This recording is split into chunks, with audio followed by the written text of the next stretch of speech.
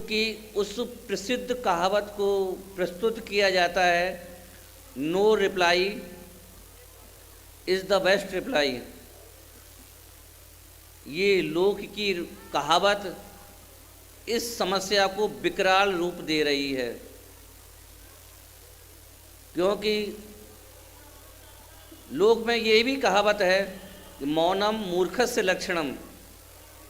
जब आप पर किसी का उत्तर नहीं आ जाए, आप आ रहा हो, तो कह देना हम पछड़े नहीं पड़ते।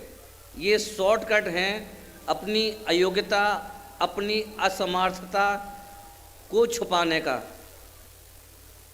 दूसरा उपाय ये है, परिस्थिति से मुकाबला किया जाए और समाज को उन समस्याओं के सटीक उत्तर दिए जाएं। हम पहली वाली विधि से कतई सहमत नहीं हैं। हम लक्ष्मण की उस वाक्य को याद कर रहे हैं कि जब रामचंद्र जी और सीता जी जंगल में बैठ के अनुमतियों के अनुसार पूजा पाठ कर रही थीं और लक्ष्मण जी तरकस पर तीर लगाए गेट के बाहर खड़े थे। सीता जी ने एक दिन कहा कि देवर जी, कभी शांति भी रहते हो क्या? 24 घंटे तरकस पर तीर कसे रहते हो? कुछ शांति से रहने की भी कला सीखो, अपनी भी सोचो, आत्महित भी करो, जीवन तो चला जाएगा। देवर जी शांति से सुना, 2 दिन सुना। सीता जी ने फिर कहा, अरे अंदर कितनी तत्व चर्चा चल रही है शांति से, और तुम यहाँ गेट पे खड़े तरकस पर तीर लगाए बैठे हो, जीवन चला जाएगा। इस जीवन के जंजालों में मत पड़ो, कुछ आत्मा के हित की भी सोचो। लक्ष्मण जी ने उत्तर दिया कि भौजी, ये जो आप शांति की बात कर रही हो ना, ये शांति की ताकत तरकस पे लगा हुआ तीर है। जिस दिन लक्ष्मण के उसमें तरकस में ये तीर समाप्त हो जाएगा, उस दिन तुम्हारी शांति की चर्चा नहीं होगी, क्योंकि तुम्हारी शांति को भंग करने वाले जंगल में बहुत लोग हैं। तुम्हारी शांति भी बनी रहे और तरकस, लक्ष्मण के तरकस पर तीर भी बने रहें, इसी में दोनों की भलाई है। इसलिए आप अपना शांति से काम करो, हमें अपना उत्तर। लक्ष्मण अगर इस गेट से हट गया तो तुम्हारी शांति की चर्चा, तुम्हारी शांति को भंग करने वाले जंगल में बहुत लोग हैं। जगत में देव के ऊपर आने वाली आपत्तियों का उचित निराकरण यदि समाज को नहीं दिया गया और ये सोचा गया कि हमें तो अपना काम करना है, तो नतीजा ये होगा कि आप सबके पंचकल्याणक अप्रतिष्ठित, अप्रमाणिक कह दिए जाएंगे और तुम्हारा समाज में कोई वजूद नहीं रहेगा। इसलिए भलाई इसी में है, अज्ञानता को पुष्ट करने वाले जितने आधार हैं समाज के सामने बताए जाएं, क्योंकि ये अगर शैली ना होती तो समाज को अकलंक देव और समदभद्र नहीं मिलते। इसलिए उन आचार्यों को सिरोधार करते हुए हम इस विषय को प्रस्तुत कर रहे हैं। हम पंचकल्याणक के स्वरूप की अगर चर्चा करें तो हमारा पंचकल्याणक तत्वा सूत्र का नाम स्थापना द्रव्य भाव तस्तन्यास में स्थापना निक्षेप के आधार पर टिका हुआ है। इस समय तीर्थंकरों का तो विरह है, लेकिन हमें अपने आदर्शों की सख्त ज़रूरत है। हम इतने हीन मनोभाव वाले हैं, हीन श्रद्धा वाले हैं, हीन चरित्र वाले हैं कि हमें एक कोई ऐसा व्यक्ति चाहिए जिसको देखकर हम आगे बढ़ सकें। शायद इसीलिए सड़क पर मील के पत्थर लगाए जाते हैं। तीर्थंकर का चरित्र मुमुक्षु के लिए एक मील के पत्थर की भूमिका निभाता है, जो ये बताता है कि रास्ता उधर नहीं है, रास्ता इधर है क्योंकि यहाँ 25 किलोमीटर 30 किलोमीटर लिखा हुआ है, वो रास्ता तो भटकाने वाला है। जब साक्षात तीर्थंकर देव का योग ना हो तो हमारे आचार्यों ने एक व्यवस्था की है कि उनका चरित्र कहीं दिखाया जाए और वो हमारे आदर्श हों। यदि शांत मुद्रा जयपुर की प्रतिमा जहाँ मिलती है वहाँ से लाकर सीधा मंदिर जी में स्थापित कर दिया जाए तो हमें एक खिलौना जैसा लगेगा। इसके लिए हमारे आचार्यों ने कहा कि उनका पूरा जीवन चरित्र एक शांत प्रतिमा पर चित्रांकित किया जाए और हमें लगे कि हमारे में से ही कोई व्यक्ति हमारा आदर्श बना है।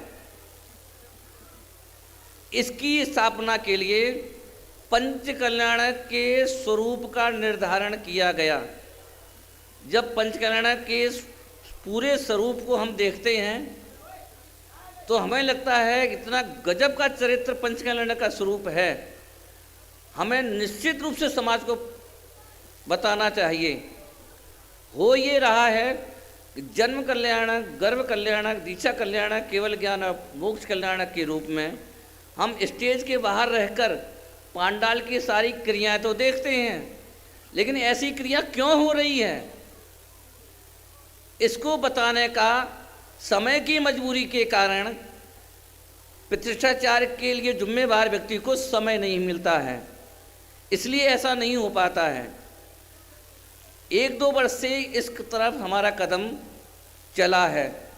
पूरी क्रिया को बहुत संक्षेप में 40 मिनट में बता के हम अपनी पंचकर्णा के स्वरूप को स्पष्ट करेंगे।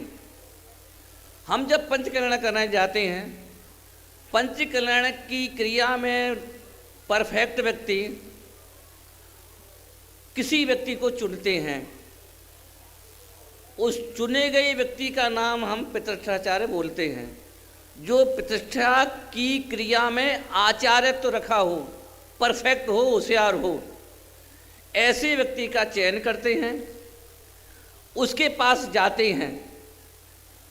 लोक में ये भी परंपरा है कि नारियल आदि भेंट कर कर अपने कार्य की निश्चितता प्रदान करते हैं। प्रतिष्ठाचार नियुक्त हो गया, उसके बाद में जब प्रतिष्ठा का काम शुरू होता है, पहले ये हालात फिर ऐसा होता क्यों है इस पर हम विचार करेंगे। जब प्रतिष्ठा शुरू होती है, हम बहुत संक्षेप में अपनी बात कर रहे हैं क्योंकि ये कम से कम 1-2 घंटे की विचार का मुद्दा है। जब प्रतिष्ठा हमारी शुरू होती है तो गर्भ कल्याण के पूर्व हम मंच पर 4 औषधि कलश स्थापित करते हैं। बहुत सी ऐसी क्रियाएं हैं जो जल्दी के कारण नहीं होती हैं, कुछ अत्यावश्यक क्रियाएं होती हैं जो तो होती हैं, जो अत्यंत अत्यावश्यक क्रियाएं नहीं होती हैं 5 दिन में हमें बताना पड़ता है, इसलिए कुछ क्रियाएं हमको मजबूरी बस छोड़नी पड़ती हैं।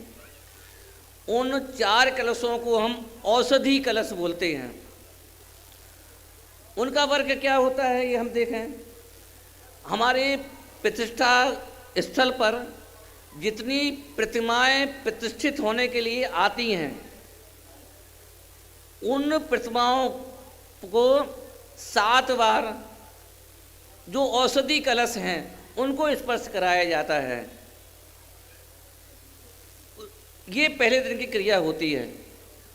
हमारा प्रश्न ये है, ऐसा आगम में लिखा है, हमारा प्रश्न ये है कि उन 4 औषधि कलश को प्रतिमा जी से क्यों स्पर्श कराया जाता है। अब हम देखें उन औषधि कलश में होता क्या है। पहले कलश में एक अलग तरह की औषधि डाली जाती है, दूसरे कलश में एक अलग तरह की औषधि का नेचर होता है, तीसरे कलश में अलग तरह का नेचर होता है, चौथी कलश में अलग तरह का नेचर होता है। यहाँ प्रश्न ये है, चौथे कलश की औषधि को पहले में डाल सकते हैं क्या। अब हम देखें कि पहली कलश में औषधि किस तरह के नेचर की डाली जाती हैं। ऐसा आगम में लिखा है कि बबूल के पत्ते, आम के पत्ते वगैरह वगैरह पहले कलश में डाले जाते हैं। दूसरे कलश में बंसलोचन, सतावर वगैरह डाली जाती है। अब यहाँ पर थोड़ा सा रुकना पड़ेगा कि दूसरे कलश में डालने वाली औषधि को क्या पहले कलश में डाल सकते हैं? पहले कलश में डाली जाने वाली औषधियों को चौथे कलश में डाल सकते हैं? जब वहाँ इसके डालने की गंभीरता पर हम विचार करते हैं तो लगता है कि हृदय गदगद होता है, और ये सब स्थिति समाज को बताना चाहिए। लोक में हम जब देखते हैं, जब हमारे घर में 4 भाइयों के बीच में एक बहू के पैर भारी होते हैं और 3 बहुओं के वह पैर भारी ना हों, पूरे घर की दृष्टि उस बहू पर पड़ती है। शहर के उत्तम से उत्तम डॉक्टरों को दिखाया जाता है। शुरू के महीनों में वो डॉक्टर क्या देता है? गर्भ स्थापक औषधियों को प्रदान करता है, क्योंकि लोक में हम ये देखते हैं कि शुरू के 3 महीने किसी भी महिला के लिए बहुत महत्वपूर्ण होते हैं। गर्भ के गिरने की संभावनाएं शुरू के महीनों में ज़्यादा होती हैं। अब हम कलशों की तरफ निगाह डालें। पहले कलश में वो चीज़ें डाली जाती हैं जो गर्भ स्थापक हों। दूसरे कलश में वो चीज़ें डाली जाती हैं, बच्चा तो बन गया, अब उसमें हड्डी मांस वगैरह बनना शुरू होगा, तो डॉक्टर लोग कैल्शियम की गोलियां, प्रोटीनेक्स पाउडर वगैरह वगैरह देते हैं। आपको ताज्जुब होगा कि दूसरे कलश में बंसलोचन आदि उसी मेडिसिन की प्रकृति को पुष्ट करते हैं। हम बहुत संक्षेप में बात कर रहे हैं। इसके मतलब ये हुआ कि रियल लाइफ में, ओरिजिनल जीवन में जो जो आचरण होता है वह आचरण पंचकल्याणक में दिखाया जाता है। ऐसा इसलिए किया जाता है कि हमें लगे कि यहाँ प्रतिमा को हम नहीं पूज रहे हैं, एक पाषाण में जीवन का मानवीकरण कर रहे हैं, ताकि आपको यह प्रतिमा पत्थर की ना लगे, आपको ये लगे कि ये प्रतिमा पत्थर नहीं है, ये प्रतिमा तीर्थंकर भगवान महावीर की है। ये सोच प्रतिष्ठा करने वालों को, लोगों को मैसेज देना था, क्योंकि स्थापना निक्षेप तो वहीं से शुरू होगी। हम और आगे देखते हैं, पात्रों का चयन किया जाता है।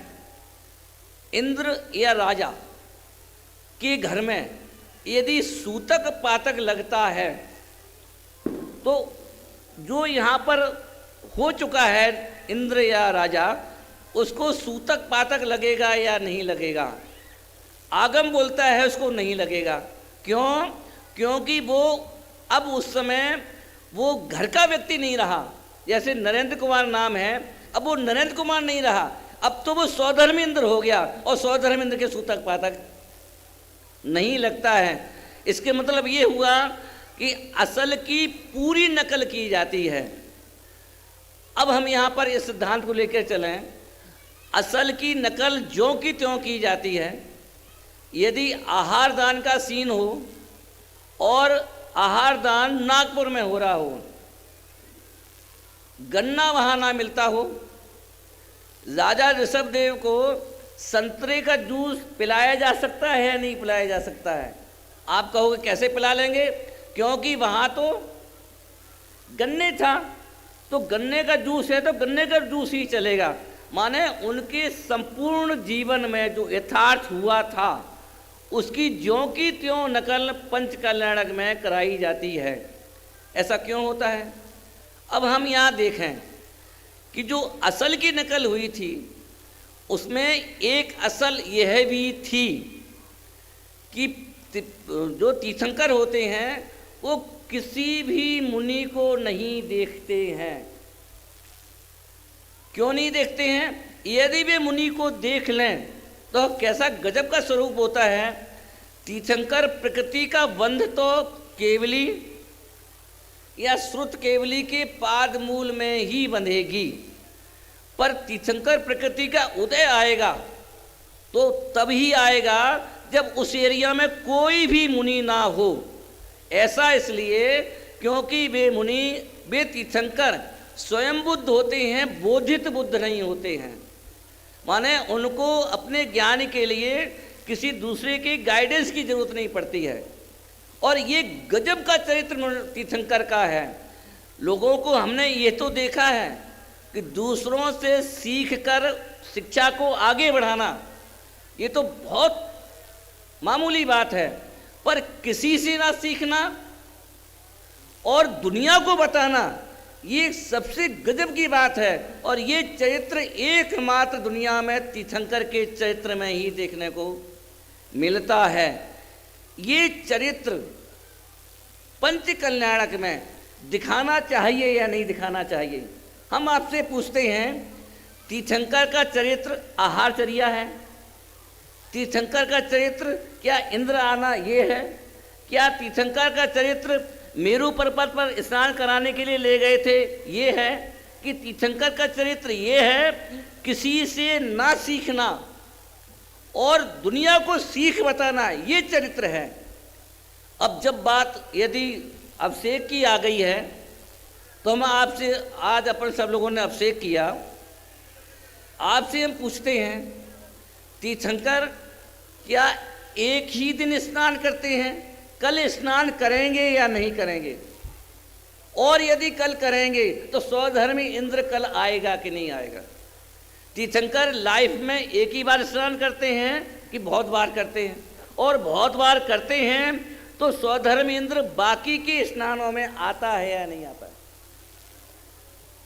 एक ये प्रश्न है। फिर प्रश्न ये है कि 109 कलश 1009 कलशों से अभिषेक क्यों नहीं करता है?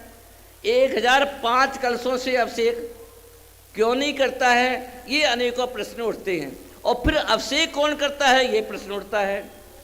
जब हम आदि पुराण का अभिलेख करते हैं, देखते हैं, तो वहाँ ऐसा आता है कि जो कलश दिए गए हैं वो देव आदि ले करके और स्वधर्म इंद्र को देते हैं।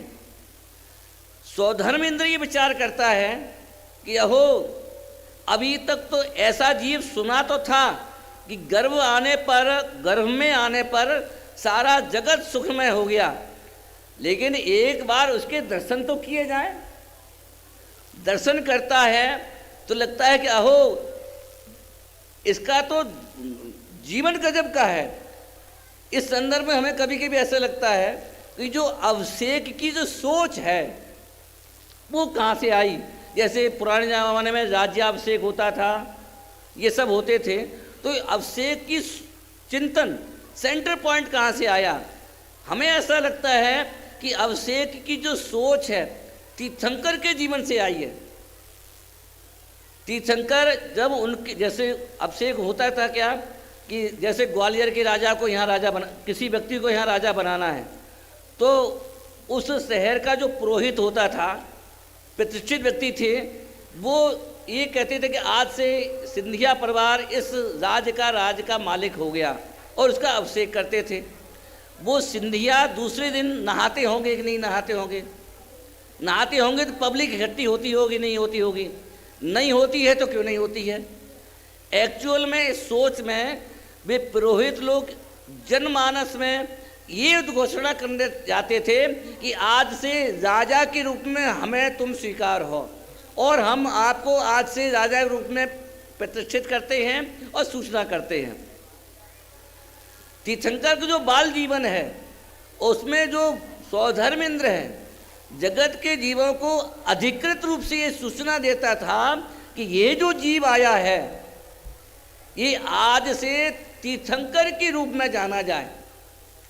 और इसी कारण से जो 1008 कलशों से अभिषेक की जो व्यवस्था है, 900 तो व्यंजन लक्षण होते हैं, 108 ऐसे करके 1008 लक्षण होते हैं। एक एक लक्षणों को देखता जाता था और लोगों को बताता जाता था। तो एक लक्षण पर एक अभिषेक, जब 1008 अभिषेक कर चुका होता है, उसके बाद में उस बच्चे को इंद्राणी को देता है। इंद्राणी उसको स्नान कराती है, अभिषेक नहीं कराती है। इसके मतलब ये हुआ कि अभिषेक वो वाली क्रिया है जो 1008 कलशों से हुई है। यदि 1009वां कलश डाला जाएगा तो वो अभिषेक नहीं कहलाएगा, वो स्नान कराएगा। ये महापुराण में स्पष्ट है। इसके मतलब ये हुआ कि अभिषेक जो गर्भ कल्याण के दिन बालक को तीर्थंकर के रूप में जो उद्घोषणा है, उस उद्घोषणा को अभिषेक बोलते हैं, बाकी को तो स्नान बोलते हैं। इसलिए जब एक बार तीर्थंकर की उद्घोषणा ऑथोराइज्ड पर्सन से, अधिकृत व्यक्ति माना स्वधर्म इंद्र, अधिकृत व्यक्ति से जगत के जीवों के सामने ये हो गई कि हे जगत के जीवों, आज से इस बालक में जगत के जो सर्वोच्च और सर्वश्रेष्ठ लक्षण हैं वो आज हमें दिखे हैं। इसलिए मैं आज ये घोषणा करता हूँ, सर्टिफिकेट, कि ये जीव अब ये तीर्थंकर के रूप में, क्योंकि 1008 के रूप में उसकी, इसलिए 1007 अभिषेक नहीं होते हैं, 1009 कलशों से अभिषेक नहीं होता है, 1008 लक्षणों से के प्रतीक रूप में 1008 कलशों से अभिषेक होता है। अब जब सूर्य जिसकी बात आ गई तो वह प्रतिष्ठाचार है। उस पांडाल को भी अयोध्या नगरी या बनारस नगरी के रूप में स्थापित करता है। कैसी अयोध्या नगरी कि जैसी असल में अयोध्या नगरी थी, तन से, मन से और धन से मंत्रों के द्वारा स्थापित हो जाती है। माने अब ये ग्वालियर नगरी नहीं रही, अब ये इस नगरी का नाम क्या हो गया, बनारस नगरी हो गया, अयोध्या नगरी हो गई, वगैरह वगैरह। तो वहाँ जो लोग बैठे हुए हैं वे अब ग्वालियर वासी नहीं रहे, अयोध्या वासी हो गए।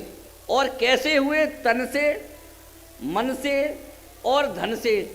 मन से स्थापित हो चुके हैं, इसका अर्थ क्या है? मन से माने कि दुखी तो हम हैं, पर दुखी होने को दूर करने का उपाय क्या है ये हमें पता नहीं है। ऐसी स्थापना आपके मन में हो चुकी है। माने मुनि क्या होते हैं ये हमें पता ही नहीं है, ऐसी स्थापना आपके मन में की जा चुकी है। गजब की व्यवस्था है। अब जब आप में स्थापना हो चुकी है और जो पाठ अदा कर रहे हैं वे भी अब तीर्थंकर के काल के ही हो गए हैं, तो अब वहाँ सूर्य मंत्र और इसकी बात तो प्रश्न कैसे बनता है? क्यों कि तीर्थंकर की जो आन है, कोई तीर्थ ना देखें, तीर्थ माने होता है मुनिराज। क्यों? यदि वो तीर्थ देख लेते हैं तो वे मुनिराज तीर्थंकर नहीं कहलाएंगे, क्योंकि तीर्थंकर तीर्थ के मैन्युफैक्चरर हैं, मार्केटिंग करने वाले नहीं हैं। बाकी जो आचार्य हैं, गौतम गढ़धर आदि हैं, जो तीर्थंकरों ने जो उपदेश दिया था वैसा ही दे रहे हैं, फिर भी तीर्थंकर नहीं हैं, क्योंकि उन्होंने दूसरे से सुनी सुनाई बात कही। अब यहाँ पर हमें आपसे एक बहुत बात पूछते हैं कि बहुत कॉमन बात है, हमें भूख कब लगती है?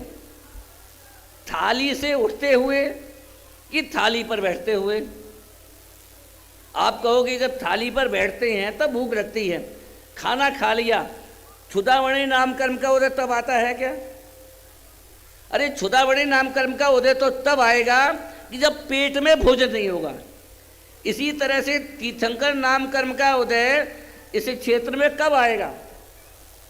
कि जब उस एरिया में कोई तीर्थ ना हो। माने वो एरिया तीर्थ रहित एरिया घोषित किया जा चुका है, और तीर्थ माने मुनिराज होते हैं। ये वाला चरित्र कि वे तीर्थंकर बोधित बुद्ध नहीं हैं, स्वयं बुद्ध हैं, ये वाला चरित्र जनमानस में बताना चाहिए या नहीं बताना चाहिए? ये इतना गजब का चरित्र है तीर्थंकरों का कि वो उसको स्वरूप को ना बता करके सबसे बड़ा तीर्थंकर के स्वरूप का अवमानना हो रही है। अब प्रश्न ये है कि वो तीर्थंकर के चरित्र को दिखाया कैसे जाए? तो उस एरिया में कोई भी मुनि नहीं होना चाहिए। आप कहो कैसे? क्योंकि अगर मुनि होंगे तो वो तीर्थ रहित एरिया तो घोषित किया जा चुका है, और मुनि होना माने आप कहो कि ये तो लोक व्यवहार है। लोक व्यवहार नहीं है। हम पूछते हैं आपसे, नीलांजना का नृत्य दिखाया जाता है। XYZ कोई भी बेटी नृत्य करने आए, मंच पे क्या बोला जाएगा? मंच पे ये बोला जाएगा कि हाँ पुष्पा देवी नृत्य करने आ रही हैं, सरिता देवी नृत्य करने आ रही हैं, कि ये बोला जाएगा कि नीलांजना नृत्य करने आ रही है। नृत्य कोई भी करे लेकिन नाम नीलांजना का ही होगा। इसके मतलब जो जो असल में हुआ था वह ज्यों का त्यों वहाँ पर दिखाना चाहिए, ताकि लोगों की ये लगे कि ये जो पंचकल्याण हो रहा है ये हमारा जैसा जीवन था, हम में से ही कोई व्यक्ति तीर्थंकर बना है। ये जब तक अनुभूति नहीं होगी तब तक उस प्रतिमाओं के साथ हमारा भगवान बनने का संबंध स्थापित नहीं होगा। ये सोच बहुत ही गजब की है। इसलिए पंचकल्याणक में जब वो तीर्थ रहित एरिया घोषित किया जा चुका है तो मुनि आ कैसे सकते हैं? यहाँ तुरंत ये प्रश्न किया जाता है कि भाई चलो ठीक है, लेकिन सहज रूप से कोई भाव विलंगी संत उपलब्ध हों, और बुलाना तो नहीं हमें, लेकिन सहज रूप से कोई उपलब्ध हों और वे आ जाए तो क्या दिक्कत है? इस संदर्भ में राकेश जी हमारा ये कहना है कि बंध्या का कोई पुत्र हो, दिन में शादी करें, तो आप ये बताओ हमें कितने बजे तक शादी करना चाहिए और पूजन कैसे करना चाहिए? आलू बनना चाहिए कि नहीं बनना चाहिए? पूजन में केवल उपकरणों की पूजन करना चाहिए कि और कौन सी पूजन करना चाहिए? कितने बाराती होना चाहिए? अच्छा, घोड़ी का स्वरूप क्या होना चाहिए? अरे भाई, ये बातें तो बाद की हैं कि दिन में शादी हो, रात में शादी हो। अच्छा, बैंड राकेश जी कैसा होना चाहिए? अब लड़ रहे हो काय बात पर, बैंड कैसा होना चाहिए? दयाल बैंड होना चाहिए आगरा से। लड़ इस बात पर रहे हो कितने बजे तक शादी होना चाहिए? यंत्र बुलाना चाहिए कि प्रतिमा जी स्थापित करना चाहिए कि शास्त्र जी स्थापना करना चाहिए? हमारी लड़ाई इस बात पर हो रही है कि कौन सा बैंड बुलाना चाहिए। कि भले मानस ये तो विचार कर लेना चाहिए उस बंध्या के पुत्र भी है कि नहीं। हमारा झगड़ा इस बात पर चल रहा है कि स्वयं आ जाए तो क्या दिक्कत है, पर मेरा तो प्रश्न है कि पहले ये तो विचार कर लो कि पांडाल के अंदर मुनिराज आ भी सकते हैं कि नहीं आ सकते हैं। आप कहोगे कैसे? क्योंकि जो असल में हुआ था उस असल की नकल पंचकल्याणक में होना चाहिए कि नहीं होना चाहिए। ये तो नहीं होती है तो पंचकल्याणक असली कैसे कहलाएगा? ये जो सेंटर पॉइंट, हमारी जो मूल थीम है, मूल सोच है, वो ही खंडित हो रही है। अगली बात ये है कि जब हमने प्रतिष्ठाचार्य को नियुक्त किया था तो क्या इस बात के लिए किया था कि भैया संजय जी, अभिनंदन जी, 3 प्रतिष्ठाएं तो आप करा देना, बाकी हम देख लेंगे? क्या ऐसा था? आप उससे वचनबद्ध 5 दिन के लिए हुए, या कुछ आप करा देना बाकी हम देख लेंगे, हम व्यवस्था अपनी कर लेंगे? क्या ऐसा हुआ था? आपने जब वचन दिया है तो ए से लेके जेड तक जितने कार्य होंगे वो प्रतिष्ठाचार ही करना पड़ेगा, उससे ही कराना पड़ेगा। फिर मुनिराज कहाँ से आ गए? इसलिए जो मूल सोच है वो ही खंडित हो रही है। इसलिए प्रतिष्ठाचार में जो प्रतिष्ठा की जो सारी क्रियाएं होती हैं, फिर आप कहोगे कि ठीक, अगर सहज रूप से आ रही हैं, आप ये बताओ प्रतिष्ठाचार सूर्य मंत्र देते समय नग्न होता है कि नहीं होता है? आप इतना से विचार करो, जब प्रतिष्ठाचार नग्न ही होता है और पहले से ही कोई नग्न हो तो कितनी अच्छी बात है। भाई, सोने में सुहागा हो रहा है कि नहीं हो रहा है? तब तो बहुत अच्छा लगता है कि भाई प्रतिष्ठाचार से लाख गुना चरित्र हमारे मुनिराज का है कि नहीं, बताओ पहले। कौन मानता है? अरे लाख गुना क्या, अनंत गुना अच्छा है, क्योंकि उन दोनों के चरित्र की तुलना ही नहीं की जा सकती। कहाँ तो प्रतिष्ठाचार्य का चरित्र और कहाँ मुनिराज, इसलिए लाख गुना क्या, वो तो उनकी मुनिराज का चरित्र तो अनुपमेय है। गृहस्थाचार्य के चरित्र से हम तुलना कर ही नहीं सकते हैं। पहले तो इस पर विचार कर लो। हम आगे विचार करें कि भाई ये विचार करो कि वहाँ पर ये जो कहा जाता है, एक तो जो हम वचनबद्ध हुए हैं कि प्रतिष्ठा हम जिसको नारियल दिया है और सब ओके किया है उससे ही कराएंगे तो वो वचन का विघात होता है। दूसरा समस्या ये आती है कि आप ये कहते हैं कि ये तो पहले से ही नग्न थे, तो उसमें ये आता है कि अब इस मंत्र से नग्न होकर सूर्य मंत्र दे। इसके मतलब क्या हुआ? इसके मतलब ये हुआ कि सूर्य मंत्र वो दे रहा है जो अभी नग्न नहीं है और इस मंत्र से नग्न होगा। इसके मतलब क्या हुआ? अगली समस्या क्या आएगी कि इसके लिए हम उदाहरण देते हैं कि ब्रह्मगुलाल मुनिराज एक बार नग्न हो गए, फिर उन्होंने दोबारा कपड़े नहीं पहने। आपके प्रतिष्ठाचार्य नग्न होते हैं और फिर कपड़े पहन लेते हैं, तो ये तो उचित नहीं है। क्योंकि हमारे फिरोजाबाद वाले ब्रह्मगुलाल हमारे फिरोजाबाद के थे ना, हाँ, तो ब्रह्मगुलाल तो एक बार नग्न होकर फिर दोबारा कभी कपड़े नहीं पहने, ऐसा कहकर समाज को भ्रमाया जाता है। हम इस पॉइंट पर भी विचार करें कि जो ब्रह्मगुलाल मुनि होकर नग्न हुए थे, नग्न होकर नग्न नहीं हुए थे। हमारे प्रतिष्ठाचार्य मुनि होकर नग्न नहीं हुए हैं।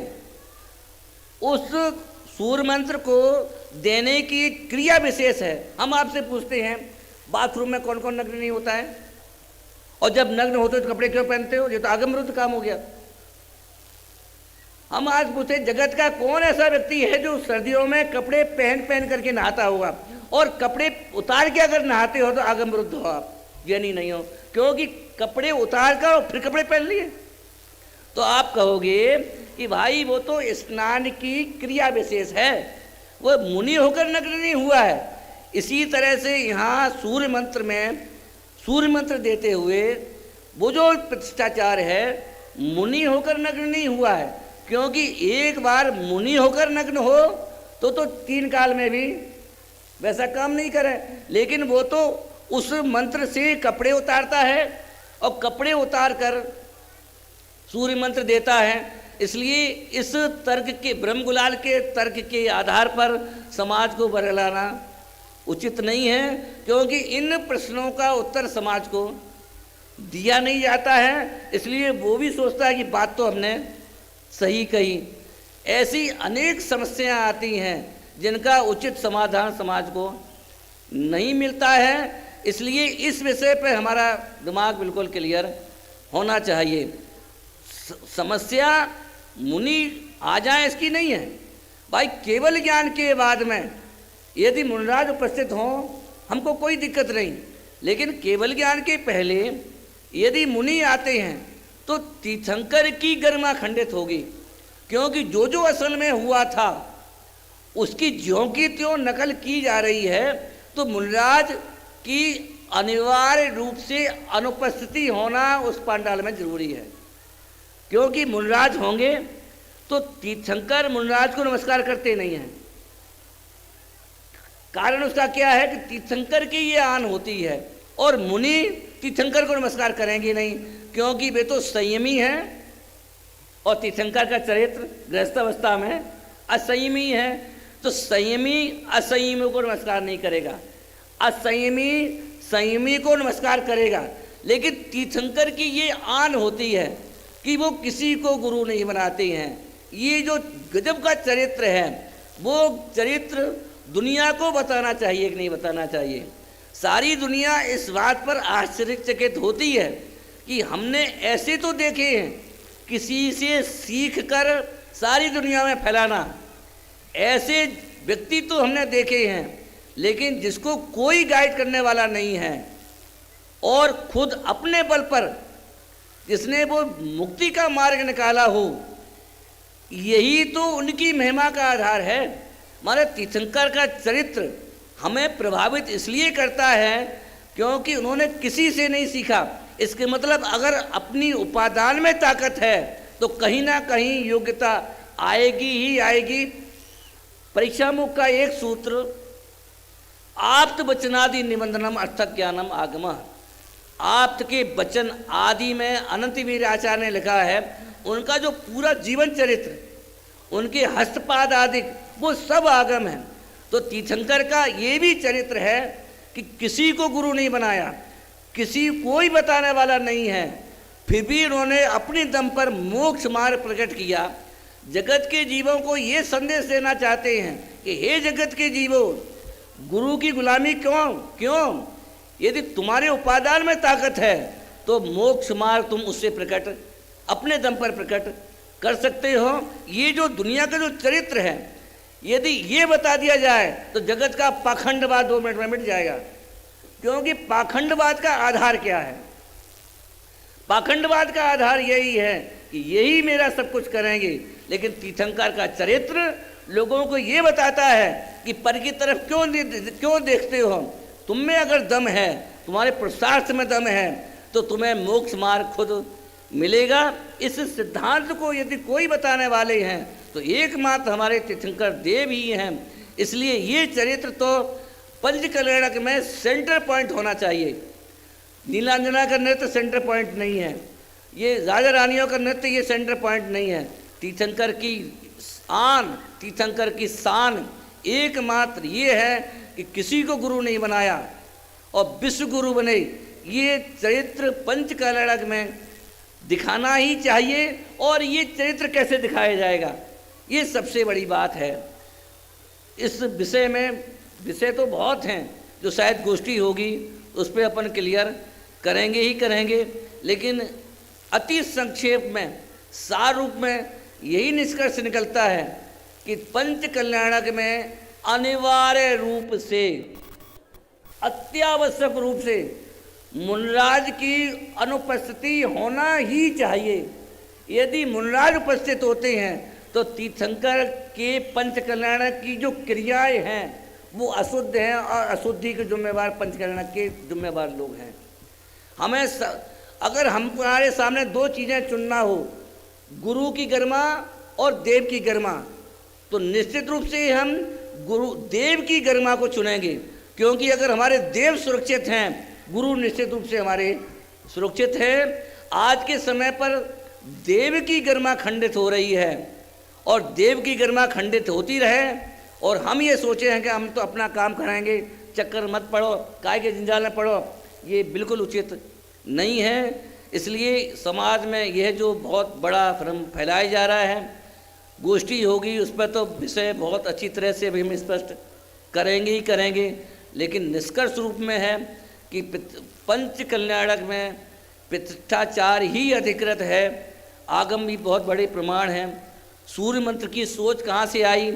एक्चुअल में सूर्य मंत्र जैसी कोई व्यवस्था ही आगम में नहीं है, सब मूल में भूल चल रही है। पूर्व के आचार्यों ने अनंत चतुष्टय स्थापित किया जाएगा ये लिखा है।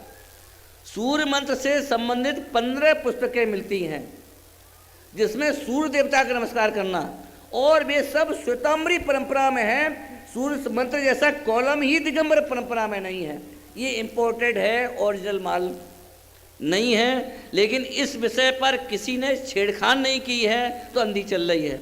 इसलिए इस विषय, यद्यपि ये विषय सबको करंट लग रहा होगा, हम बहुत अच्छी तरह से जानते हैं, लेकिन माइंड को व्यवस्थित करने के लिए किसी ना किसी को तो करंट देना ही पड़ेगा। और फिर भी यदि आपकी इस संबंध में कोई जिज्ञासा हो, वे जिज्ञासाएँ गोष्ठी के समय आराम से आप प्रस्तुत कर सकते हैं। लेकिन देव की गरिमा बनी रहे ऐसा पूरा समाज को प्रयास सामूहिक रूप से करना ही चाहिए। और उस प्रयास की ही एक कड़ी है कि हमें इस विषय पर बोलना ज़रूरी था। विषय तो और भी लिया जा सकता था, लेकिन हमें लगता है कि ये देव की गरिमा का आपातकाल है और हमें इस पर बोलना ही चाहिए। इसलिए हमने विषय पर बोला है।